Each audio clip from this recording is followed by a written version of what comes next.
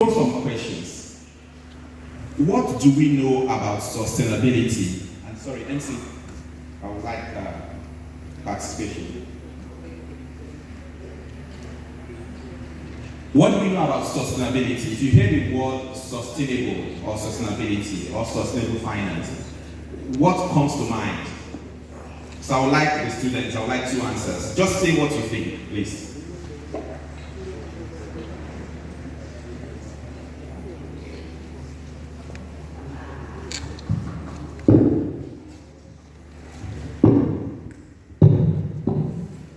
Good morning, everyone. My name is David Kingsley, Accounting Department 400 level.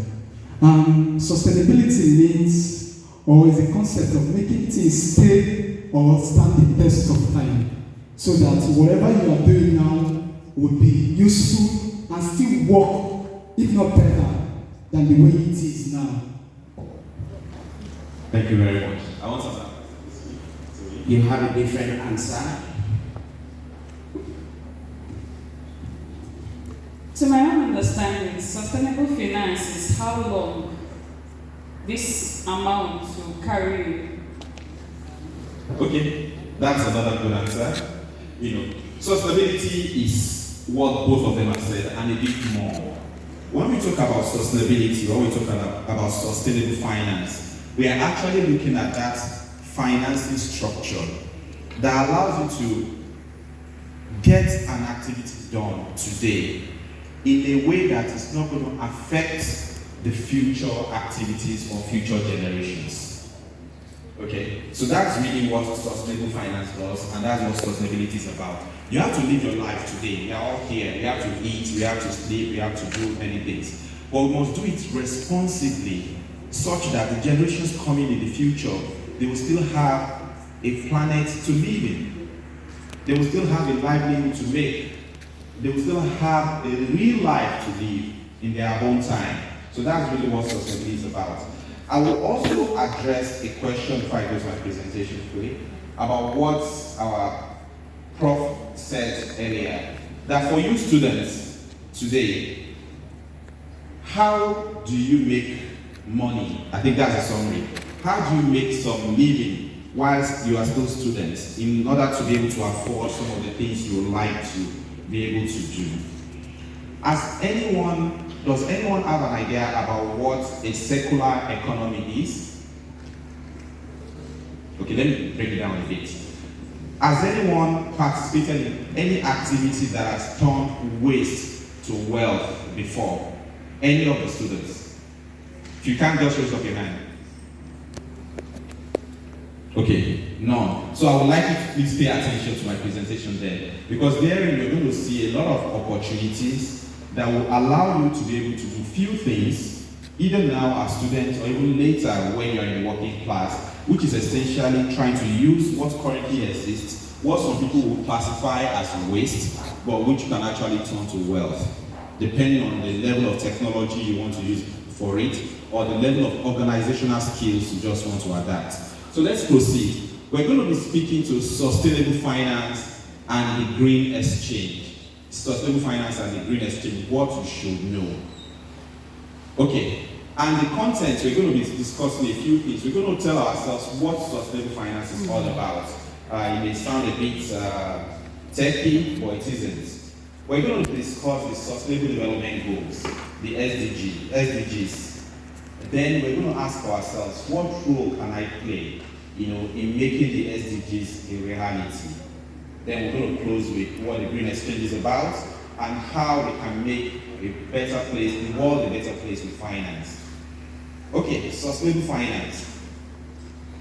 So I have a gentleman, Brundtland, as far back as 1987, who said something that was widely accepted globally, especially during the negotiations for the MDGs and the SDGs, where he said that sustainable development is the development that meets the needs of the present, of the now, without compromising the ability of the future generation to meet their own needs.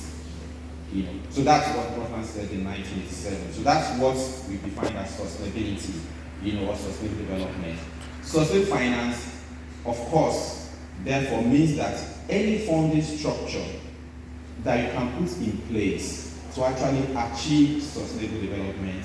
That is sustainable finance. So anything you can do, any mode of finance you can raise to allow Dangote to be able to build his new plants that he just signed off last week in Ogun State, to build another, I think 6 million metric tons for cement. How will he build it? How will he raise the finance such that the people living in that area, 20 years down the line, 100 years down the line, they are still able to farm. They are still able to have their own means of livelihood. Okay.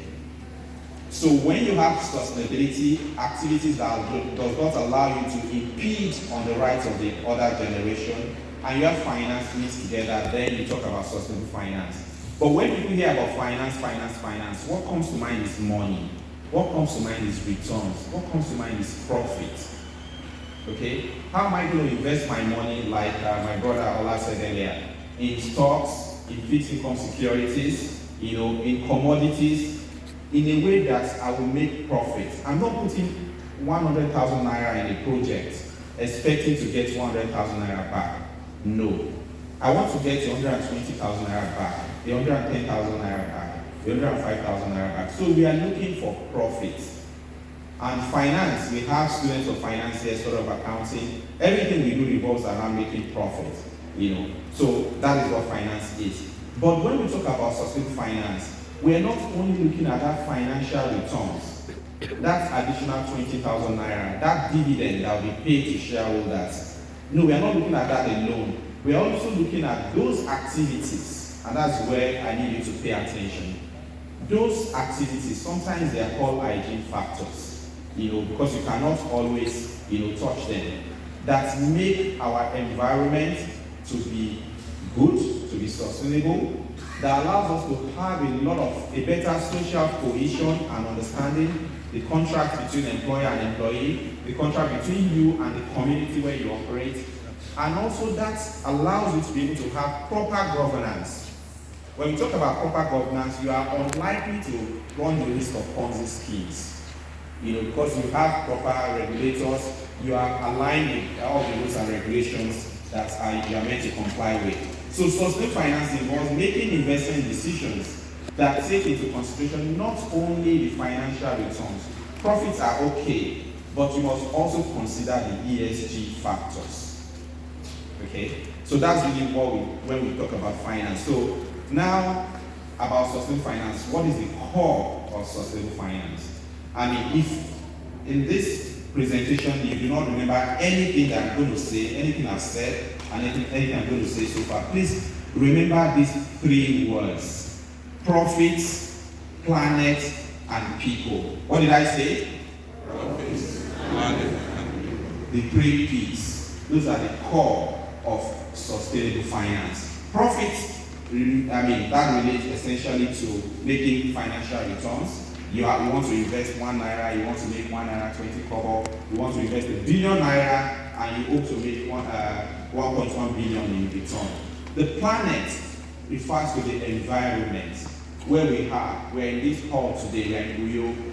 We also what happened yesterday in Turkey, where we had strong earthquakes, we had close to 4,000 people already perished. We also saw what happened, last year with the floods in Nigeria. Most parts of the country, especially the side that produces all the rice paddies and the like, we lost farmland. That is our planet. Decisions that we take today must ensure that we protect our planet, not only about us making profit. So those flaring gases in the south and the like, they are not paying enough concern or enough, they are not looking at the planet as they should.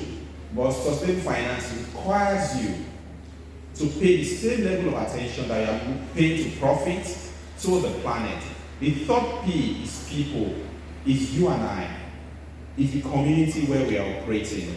The schools in the community, the parents, the children that are playing on in the fields, everywhere. How are we taking care of the people, the disabled, those that do not have the ability to speak up, they don't have access to education and the like? If we are looking at these 3 concepts in sustainable finance and we are applying it to most aspects of finance, we realize that the world is going to be a better place. And the question will be, so what's finance got to do with the world?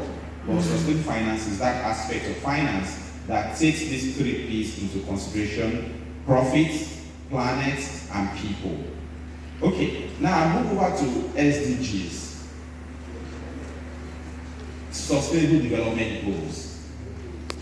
In 2015, I would say the whole world came together to deliberate on some concepts. There was a universal call to action to address what? Can anybody remember? I said it here. To address what? Profit, planet, and people. So the SDGs intend to end poverty. That's talking about profit. You want people to be rich. You want you to have some money in your bank account to be able to spend or whatever you want to do.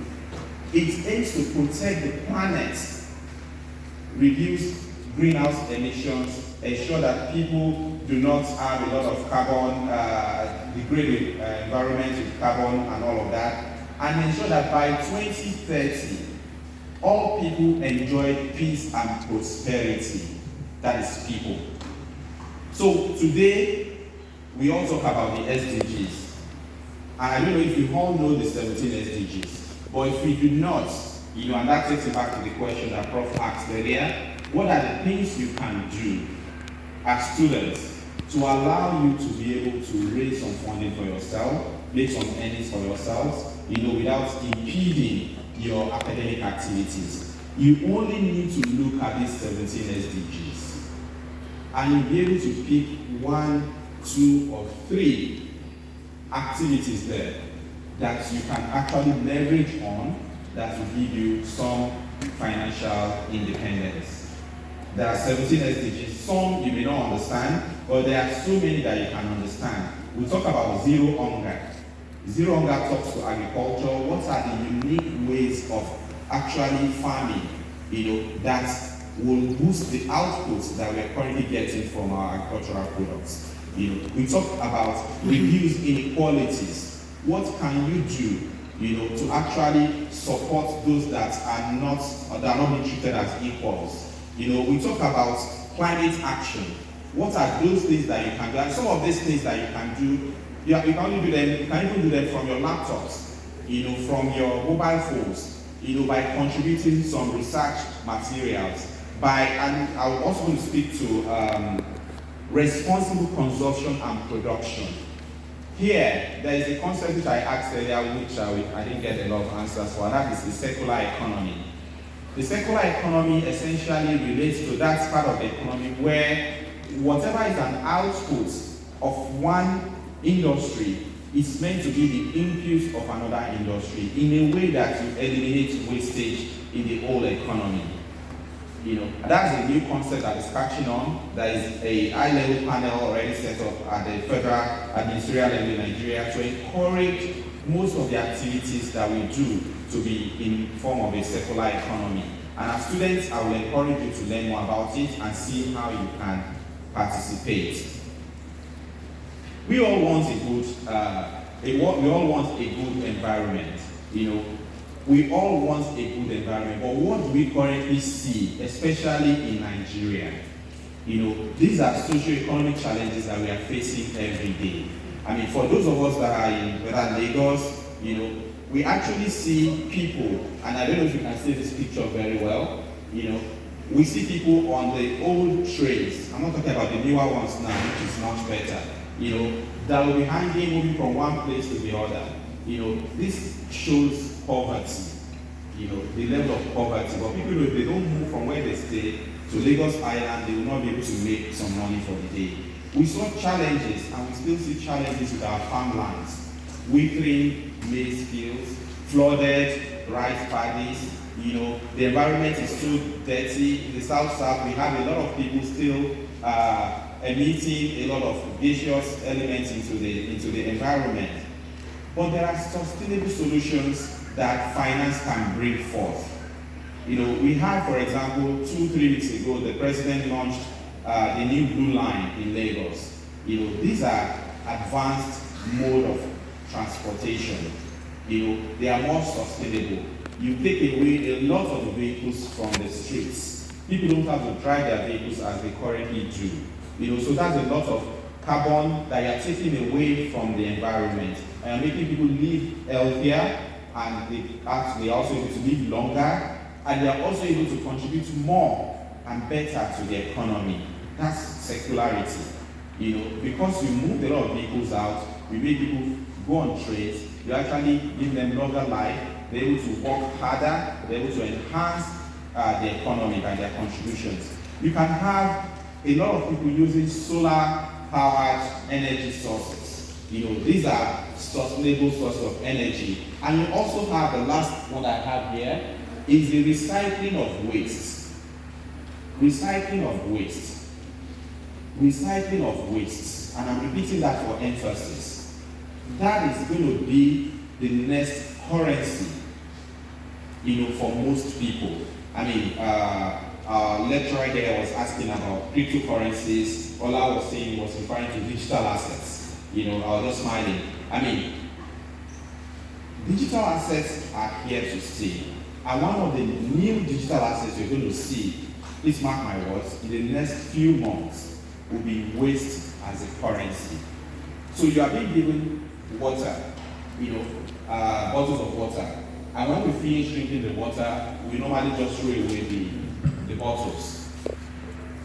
In the next few months, and whoever is smart can just be ahead of the curve, you will be picking all these bottles. You will not allow your friend to take your empty bottle, when you finish drinking the water. You pack it aside, you sell it, and you make money from it. This is just bottles. Plastics, there's a lot of engagement going on globally, and in Europe and in America right now, a lot of industries that utilize virgin materials for their productions, like Pepsi Cola, Coca-Cola, Nestle, and the like. They have a mandate that by 2025, 25% of their production processes must be using recyclable plastic materials. What does this mean? It means a lot. Today they struggle to use 10%. The whole world is going to take a lot for us to be able to aggregate together plastic materials. I'm using plastic as an example. There are other areas of waste that are being converted to wealth. But for those that are interested, you should go and learn a bit more about this. There are companies being set up, multi-million dollar companies, that all they need of you is to aggregate these bottles. You weigh them, you get paid. And if you're able to organize yourself as a student, you're able to get 2 tons, 3 tons. They are selling for as high as 70,000, 80,000 naira per ton. These are just plastic waste that today they are contributing nuisance to the environment. So that is one of the ways of making some money. And I have here some sustainable investment examples. We know a number of companies, in Nigeria today that are being set up. One is being financed by the IFC, and if you just check the IFC, they gave $35 million to NG Pet, to set up a recycling plant that will be food grade. We have examples here. There's Polysmart Packaging, there's Recyclers. These are $1 million companies. In Kenya, you have a company, I can't remember the name properly, like DuPont or I can't remember the name, but if you just Google, they just raised $100 million, just for recycling purposes. So that shows you that a lot of work is being done in that area, and we should just pay attention to it. We have a number of solar companies that are raising money every day. Seplat, all these oil companies, ExxonMobil, Total is a common one. A number of their filling stations, they are converting it to solar power filling stations. What is it? What is in here for us? If you understand how to use this technology, how to develop this technology of solar, that means you can make some money. So I think we should just learn about that. And why are we talking about sustainable investment? What are the benefits of sustainable investments? We have realized from research that millennials, Gen Zs, they are not only concerned about the financial returns they get, but also about sustainability. And what is more, when you talk about when you talk about sustainable investment, it enhances the development of the economy, in multiple times. The impact is just immense. So I think we should focus more about that. It also allows you to diversify your portfolios. Just like Ola said, when you invest in capital market, you have to be careful. You're not just investing or putting all your money in equities. You must do some mutual funds. You must do some fixed income securities. And we are saying to you, you must also do some alternatives. Sustainable investment is a viable alternative asset class because there are demand for socially responsible investment all over the world. So let us be a key part of this. Now, how are the regulators pitching in? And this is something we should also be aware of. Number one, they are trying as much as possible to create awareness about social and sustainable finance, like what I'm doing to you today. Letting you know that there is what is called sustainable finance and there are things you should know about it. Number two, they are creating and generating a lot of regulations which they are asking many corporates to abide by. So you have the Nigerian Sustainable Finance Principles, you have the Nigeria Sustainable Banking Principles by the CBN, you have the Code of Corporate Governance. For example, the SEC Sustainable Finance Principle, we have 5. Principle 1 that talks about ESG, collaborative partnership, disclosure and reporting. And all of these are to achieve some key objectives. Number 1, they want to enhance the economic development of the country, improve corporate governance, and also ensure that there is a high level of social impact, that is made in the economy. Now, I will go to the green exchange. I'll just spend 2 slides here. I have 5 minutes. So, a green exchange, it may be an exoteric term today, but tomorrow it's going to be something that will be mainstream. So, it's just important for you to understand a bit about it. For those that are interested, you can just do some more research. A green exchange is just a platform, that is designed to bring together a lot of eco-friendly products, businesses and organizations. So it allows you to engage yourselves about a carbon positive company. It allows you to know the latest technology that is available in the waste and recycling economy. It allows you to know the latest research that is available as well, and how you can monetize all these opportunities. There are many green exchanges currently available in the world. In Nigeria, we have the FNBT Green Exchange, we have the Luxembourg Green Exchange, we have the Hong Kong Green Exchange, but there are some exchanges as well that do not necessarily have the appellation green attached to their name, but they carry out the activities of a green exchange. An example is the NGX Nigeria, that only last week listed the first carbon positive fund in Nigeria, a 20.5 billion APP fund, that's meant to enhance, carbon neutrality in Nigeria, And there are so many examples of green instruments in Nigeria. I'm just going to give you a few. The federal government of Nigeria has issued a green bond, a 10 billion naira green bond, just to test the market, to see whether investors are ready, for the green exchanges or the green market. Access Bank, North-South Power that runs the dam, One Watt Solar that's involved in solar energy, and even this AIPF carbon bond. These are all green instruments that we should be aware of. But I would still like to summarize, sustainable finance may be new, green exchanges might be new, but they are here to stay. We have to be aware that there are no profits on a dead planet. That's what David Brower said. You cannot make profits if you do not take care of the environment. You cannot make profits if you do not take care of the people that are meant to run our businesses. So again, I will tell us, please, if there's anything you are remembering from this session, it is what? Profit, planet, people. Again? Profit. So we have to maintain a balance between sustainability and profitability. Thank you very much. Thank you very much. While we try and maintain the 3 P's, we are going to take 3 questions in the next 6 minutes. So we have one here, We have one there and one there.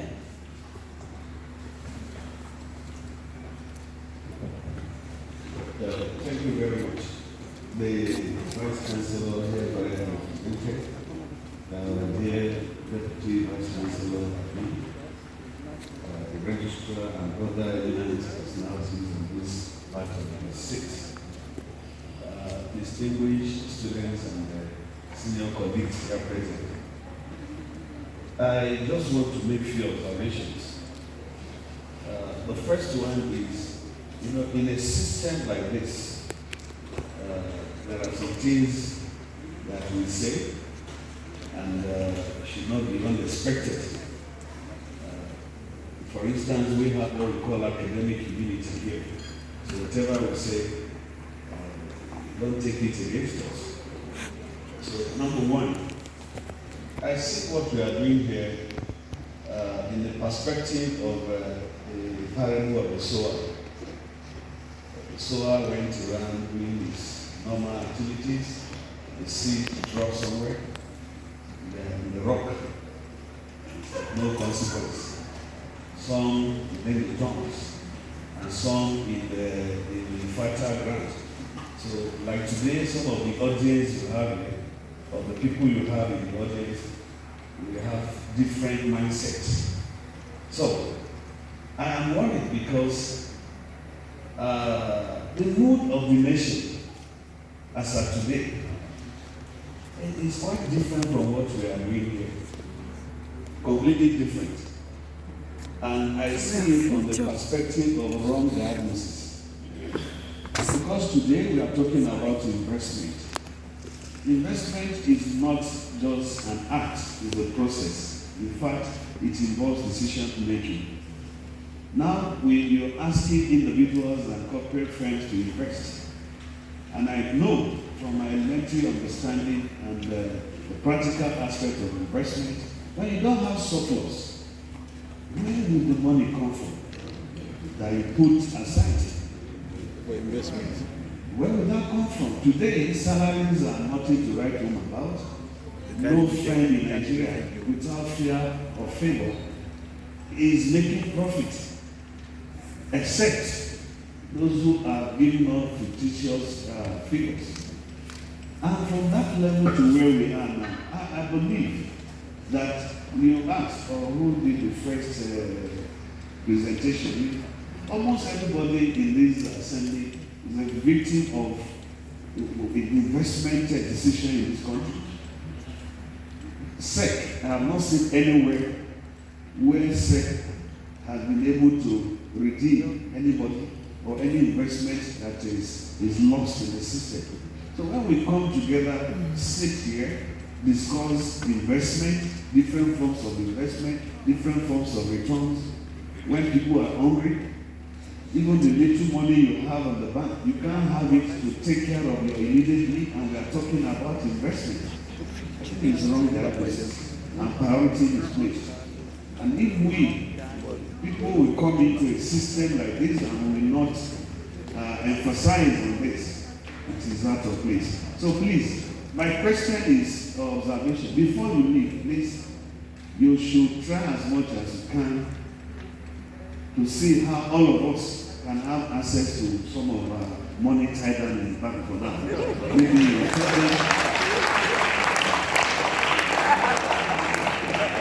we are angry and we are hungry. It is after you are satisfied you start thinking of investing. Thank you very much. Thank you. I believe that will not be responded to. Yes, we respond in our minds. So we are going to take the next question. Good afternoon, everyone. My question goes to Dr. Akeem. I work with an app to CBU, to be precise, and we developed a plan where we are meant to convert plastic waste to tiles. And one major challenge we faced was the fact that we could not get finance. We rallied around Akwa Ibom from place to place. In fact, we had to, even when we got to national finals, it was very hard. Is there any way the Nigerian government, even I believe they were part of the SDG, has made a platform where these ideas, because it was a very profitable idea that could have cleared plastic waste in Akwa Ibom State, especially the pure water waste. That was what we were after, and it could have done a lot of things. Is there any platform where we can pitch these ideas and will be invested in, or is there any platform where the government has provided money for such green, because I believe it is green, to change it to clear out plastic waste in Akwa Ibom? Is there any platform like that, or companies that are partners with the government to do so?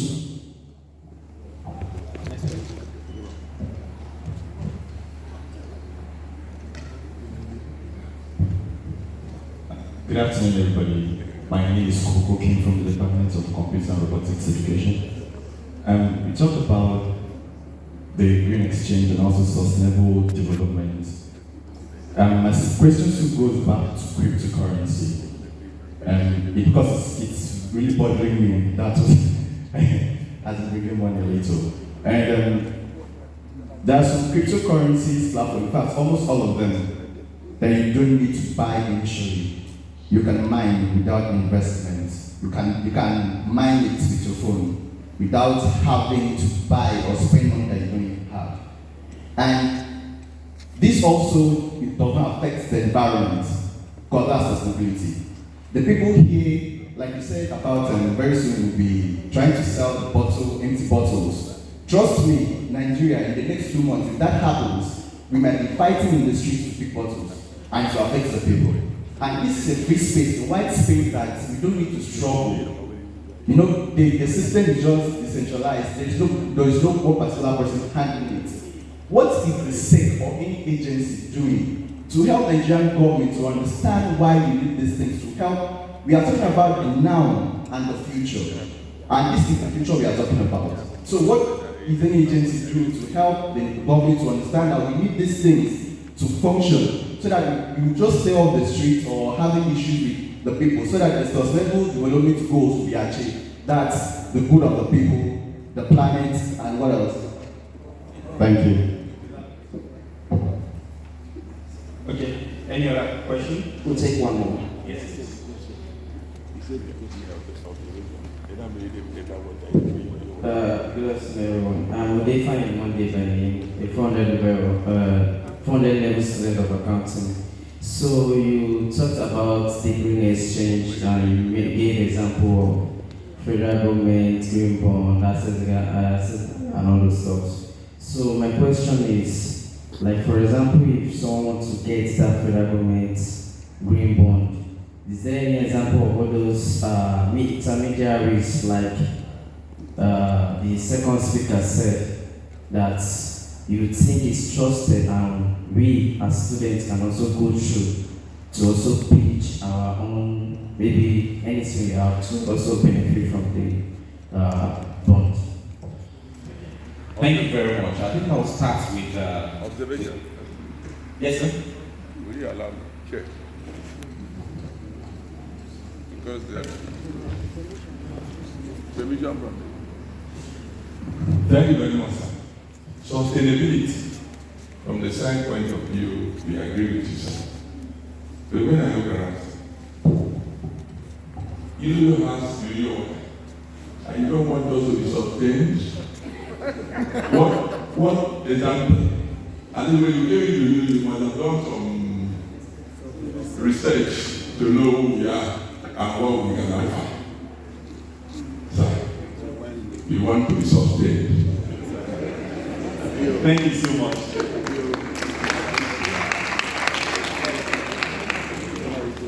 Yeah, thanks for the observation. I'm sure next time the folks that organize will ensure that we sustain really well. Okay, so Monday, the answer to your question is very simple. You can access the green bond of the federal government of Nigeria through any licensed stockbroker. And I'm sure there is a stock exchange branch here, an NGX branch here in Uyo. Either you go online to the NGX website or SEC website, you have a list of all stockbroking firms, anyone that is closest to you, and most of them you don't even need to see them physically.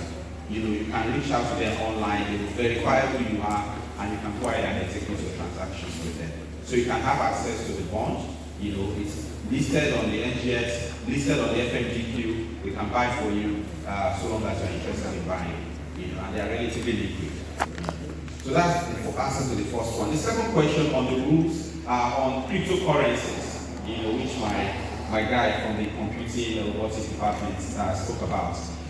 You may be right in saying that perhaps we should be allowed to just mine cryptos, and especially one that you said is not going to cost anything, you can mine them on your mobile phone. Okay? But you know as well the challenges with even mining cryptos.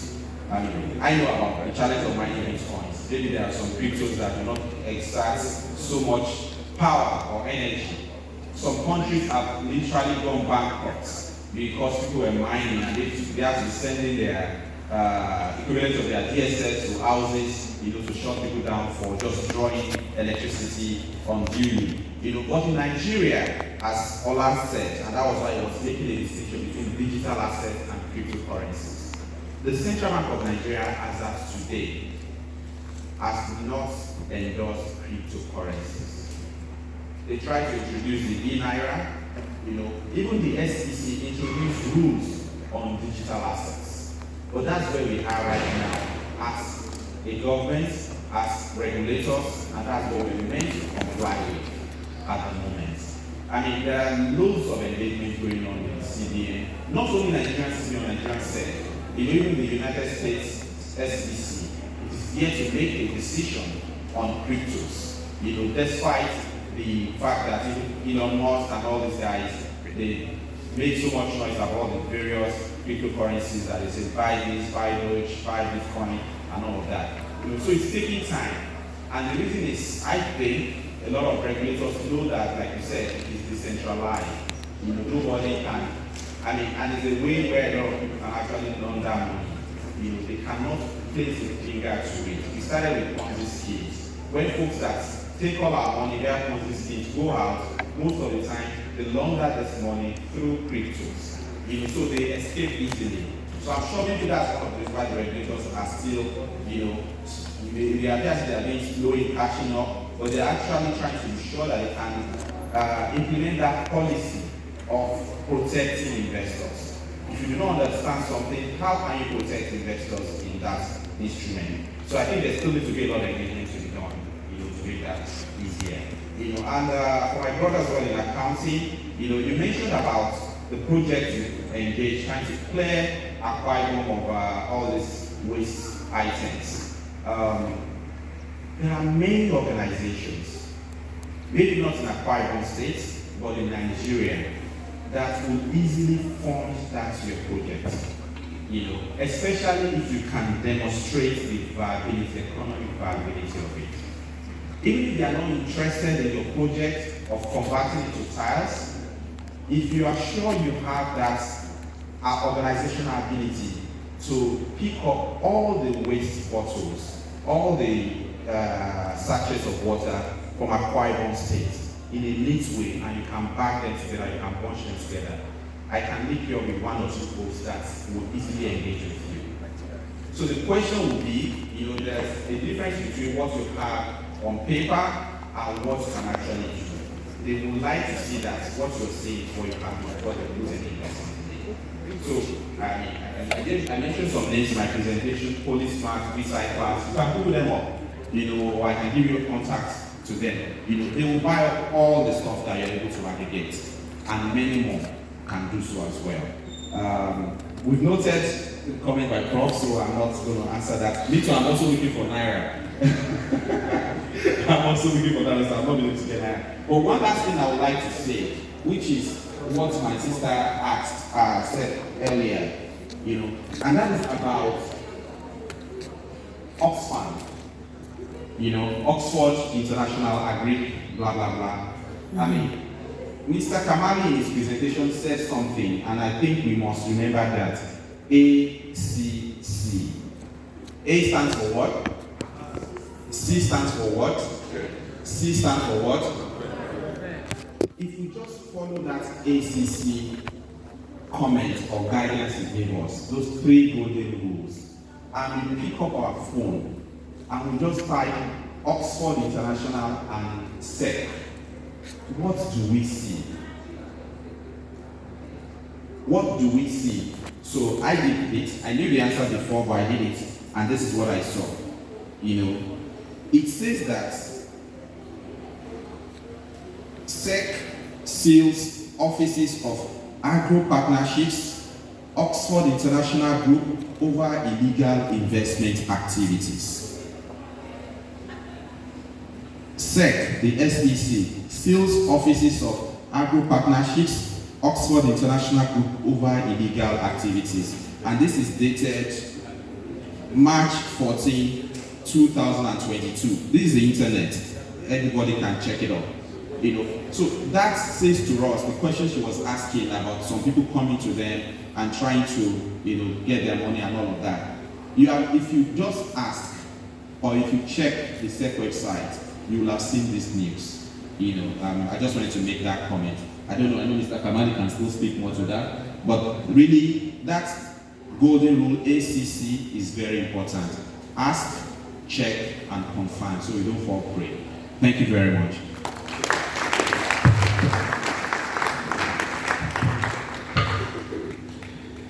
Is that the best you can do